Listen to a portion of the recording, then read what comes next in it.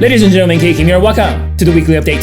Hope you guys had a good day trading today. Market is down about 2% there. On the S&P, Nasdaq down 3%. Semiconductor got hit 5% negative. Dow 1.5%. Also 2000 similar. Transport got hit also 3% negative. Banks down 1.4%. Energy is the only sector today thrived in this bearish bloody red day with a 3% positive there. Biotech down, healthcare down, home builders down, utilities is flat for the day. We got retail down about 2%, emerging market 1.5%, Bitcoin down 5%, gold, silver, miners up 2%, with miners being up close to 6% today. We'll be talking about gold today in this weekly analysis. Dollar up, oil up, treasury bond up, VIX popped about 14% there. In this weekly update presentation, we're gonna be sticking with the S&P 500 ETF Spider, Nasdaq the Qs, Dow Jones Industrial Average Diamond, and gold and Bitcoin. It is all coming up right now.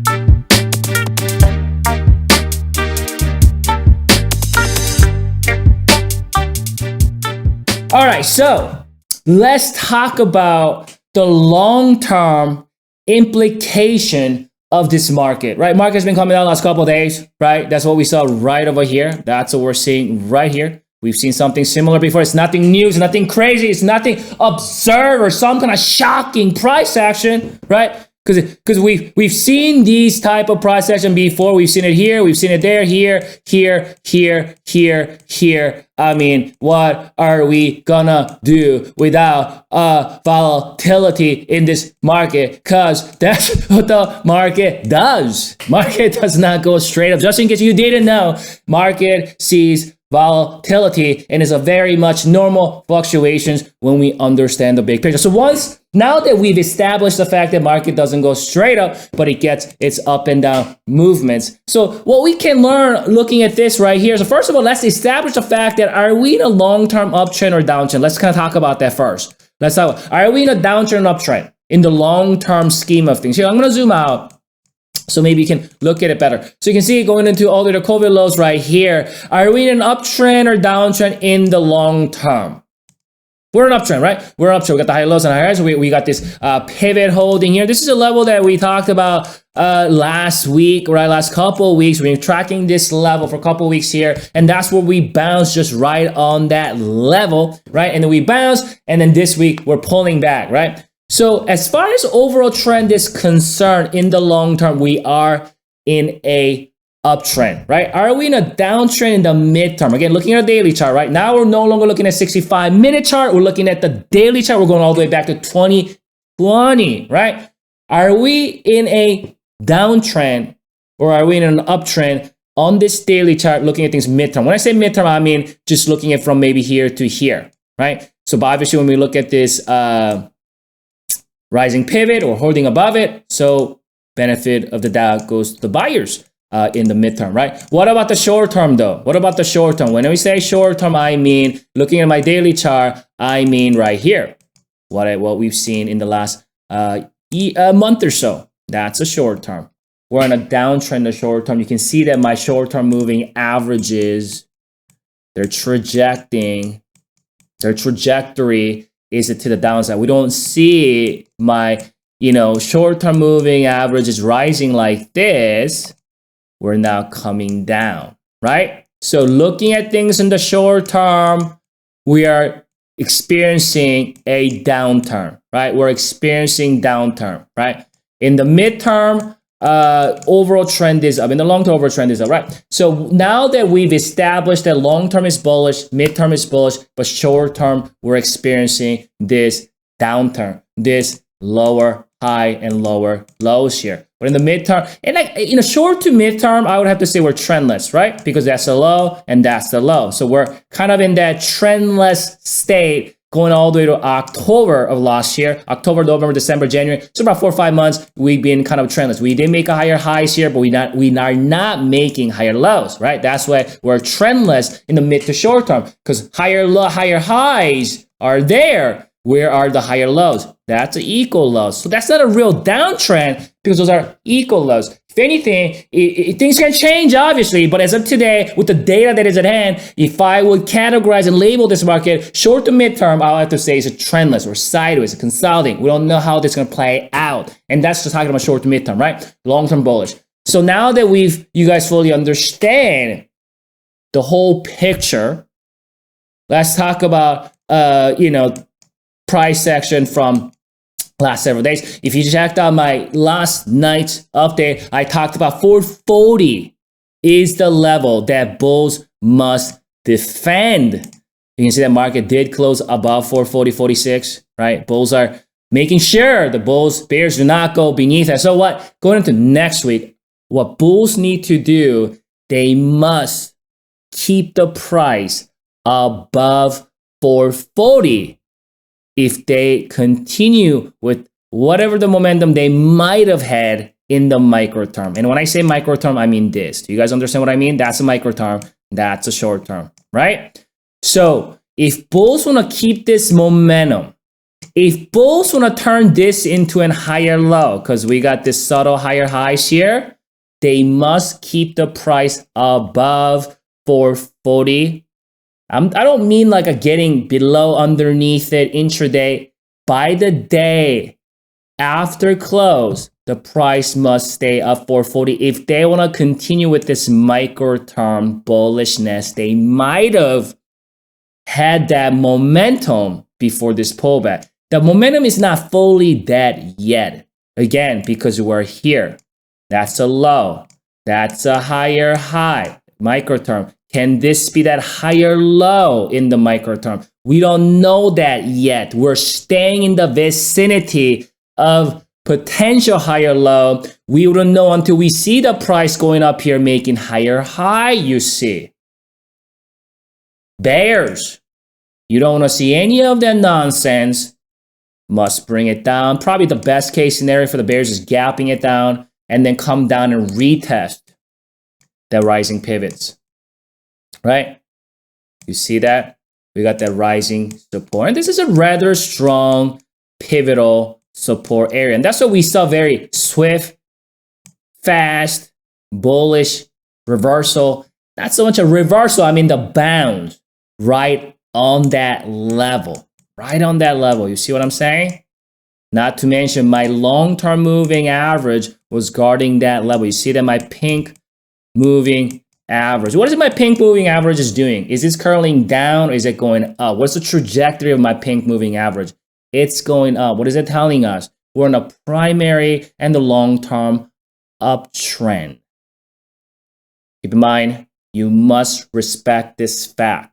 Last 2 years, so many people ignored the overall trend and missed out this entire rally we've seen since 2020 March lows. And you can see 180s or 220s, I mean, and then we went to as far as 480. So let's not prematurely, right, start calling for the market up here, right? Let's kind of see what the market does. And then we want to kind of navigate through with these fluctuations, understanding overall trend. Let's go NASDAQ here real quick. Pretty similar story on the NASDAQ. You can see NASDAQ also very, very swift move here, right? Looking at a big picture right here, we're talking long-term, right? Are we in an uptrend or downtrend? We're in an uptrend in a primary term in the long term. Are we in an uptrend or downtrend like a midterm? We're in an uptrend, right? What about the short to midterm? Like a short to midterm, I'd have to say we're kind of trendless because you can see it made a higher high, but then it made a lower low, and then we haven't really made any kind of construction to as far as it's going to be a downtrend uptrend, right? We don't have like real well-established lower lows and lower highs yet, right? You can see that level, that prior peak, the prior swing high is acting as potential. I mean, we did bounce, so we're kind of very close to that level right now. So mid to short term, kind of trendless. We're kind of trying to figure out what the market is going to do. And you can see all my short-term moving averages acting as resistance here, here, and here, right? This gap still remains open. So short term is definitely bearish. Just looking at this right here, that's a short term bearishness. But we're now dealing with these rising support and pivots, right? But you can see we still working with in the midterm higher lows. I mean, that's a vicinity of higher low. We don't know as of today if that's going to be a real legit higher lows. And keep in mind, when the market does bounce, sometimes it will initially bounce, it will come down a little bit like this, you know, before making a move. So let's go to Dow. Dow is actually holding up better than the others. We're more likely kind of moving sideways right here. And definitely we've been moving sideways. Look at that box. Look at the little trap right there, right? Similar to what we saw back in like, wow, what is this? October of 2020. Again, pre-election week. We made a slight lower low. And then you can see this thing just got right back up right here. So are we in an overall uptrend, downtrend when we're looking at the big picture right here? We're on an uptrend in the long term. You can see trajectory of my long-term moving average. It continues to move to the upside. Same with my other long-term uptrend there, or moving average there, right? It just lasts, I don't know, short to midterm, it's been trendless, sideways, right? We're making higher highs, but we're not really making higher lows. What we've been doing is we're just moving sideways. And I look at that as a consolidation of some kind. We don't know if it's going to turn out to be, it's going to break out to the upside or to the downside, right? That's why these kind of patterns, you never know. And similar, something like this right here. Right here is like a trendless kind of move. And then this ended up breaking out to the upside. Sometimes right here, right there look like.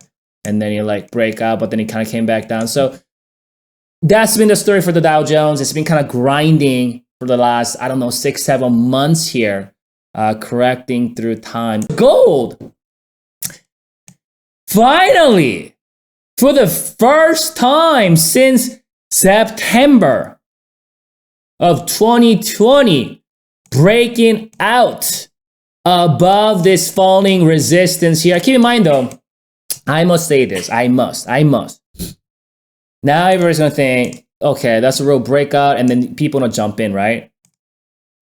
I wanna warn you, more often than not. Yes, sometimes if market feels like wanna be generous to us investors, it's gonna have a very smooth breakout to the upside, very, very smooth. Everybody's happy, you know what I'm saying? Everybody's all cool, calm, and dandy, and just drinking their champagne, smoking their cigars, just making money in gold, right? Very rarely you're gonna see something like that. The reality is, it's gonna poke his head up, and then tankage could come. So what we need to see structural evidences of uptrend actually getting established. And you might be wondering, well, how does that look like it? Here, let me show you real quick. Okay, so I'm gonna do this. Okay, you see that? I'm gonna put these two lines, right? This is what it needs to do. I don't know exactly how it's gonna play out. It needs to break out to about 478 or so, and then it needs to pull back, and then cultivate that higher low, and then make its higher lows and higher highs. We see something like this, that's a good establishment of an uptrend, and there's a good higher probability that gold is ready for that primary bullish rallies that could last maybe a year or so. But what I can see from here is that there could be a lot of mind games. There could be a lot of shenanigans, because now everybody's going to think that we're breaking out. But again, more often than not, we'll see shenanigans. Market feels generous about this, very smooth breakout. But this is better than getting tanked again. Remember, we hit here, tanked, hit here, tanked, hit here, tanked, hit here, tanked, hit here, tanked. But something changed, because every time when it tanked, it took months to get back up. Months, sometimes maybe even half a year to get back up to that resistance. Think about this. last week or 2 weeks ago, we tanked. And 1 week later, we got back up here. You see that duration of when the bulls get back up to that resistance area, it gets tighter and tighter and tighter. That tells us that the energy was getting stored and getting ready to be released, but it was favoring the buyers because we were not in a true downtrend. Because remember, bulls were doing this, higher lows right here, and how quickly it got back up. And today, the first time we break out there. Let's go to Bitcoin right here. I'm gonna end the video with this. So Bitcoin, looking at Grayscale Bitcoin here, so you can see that that's that low, higher low, and then we hit that level we initially bounced. What happened was, you can see, looks like that gap just got filled. And here, let's move that. There's a gap here. So what I'm gonna do, I'm gonna move this right here, right? So that's the level, 29.50, that gap area is the area that bulls must protect and then go after this down gap if they want to sustain this potential bullish move here. You can see we got the rising uptrend support, but right now this massive double top looking thing, it's scary here, because if the bulls can't able to get them and start establishing its own uptrend and filling this gap and that gap, if we start to break down below this and continue with this downtrend, that double top is looking mighty heavy. So this is important level for the bulls kind of start establishing uptrend and recover from this loss and get up and fill these gaps and start making progress to the upside. If they don't, it's gonna be very, very hectic year for the Bitcoin buyers. I'm gonna come back for you. We'll reassess the situation. Enjoy your evening and go trade next week.